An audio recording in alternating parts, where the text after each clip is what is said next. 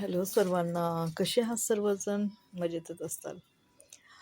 एकदा लग्न झाल्यावर आहे ना, पती पत्नीमध्ये जर भांडण किंवा तंटा म्हणजे होतच थोडंफार कशामुळं किंवा जास्ती पण होतं. परंतु पत्नीला जर नवऱ्याकडे राहायचं नसेल ना, तर ती नात्यामध्ये चुकाच काढत राहते.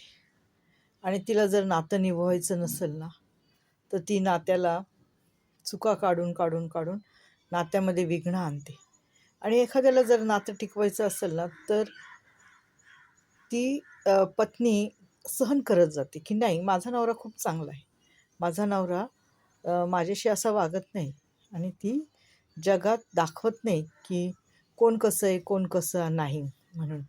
आणि जर एखादीला जर नातं टिकवायचं नसेल ना, तर ती त्या नात्यामध्ये 100 खोटी काढते. 100 चुका काढते. 100 वेळा ती एकच गोष्ट बोलते, की हे असं, ते तसं, ते तसं, ते तसं आणि आडमुठपणा धरते. म्हणजे तिला ती गोष्ट आपल्याला ती गोष्ट म्हणजे लोकाला अशी दाखवते, की बघा हे असं आहे हां, ह्याच्यात चुका आहेत, ह्याच्यात चुका आहेत आणि चुका तर असतात स्वतःच्या. पण ती दाखवती नवऱ्याच्या. तर अशा खूप बायका आहेत जगामध्ये, की त्या आपल्या चुका लपवण्यासाठी आपल्या त्या म्हणजे आधी चुका करून मोकळ्या झालेल्या असतात आणि दुसऱ्यांच्या छोट्या-छोट्या चुकामध्ये त्या दाखवत असतात आणि त्यांच्या तर खूप मोठ्या चुका झालेल्या असतात. लोकांना जर सांगायला गेलं, तर लोकं म्हणतील, "अरे, असं आहे का?" तर अशा आहेत भरपूर बायका आहेत, की त्या आपल्या आयुष्याची माती त्या स्वतःच करतात.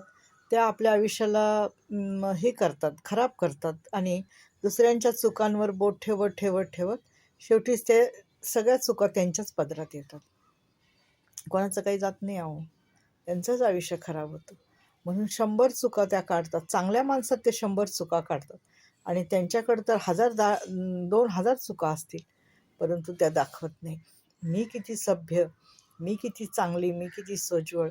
अशा आहेत जगात भरपूर बायका आहेत आणि भरपूर स्त्रिया आहेत, की त्या दुसऱ्याच्या नवऱ्याच्या चुका काढतात आणि आपल्या चुका मात्र झाकून ठेवतात. धन्यवाद.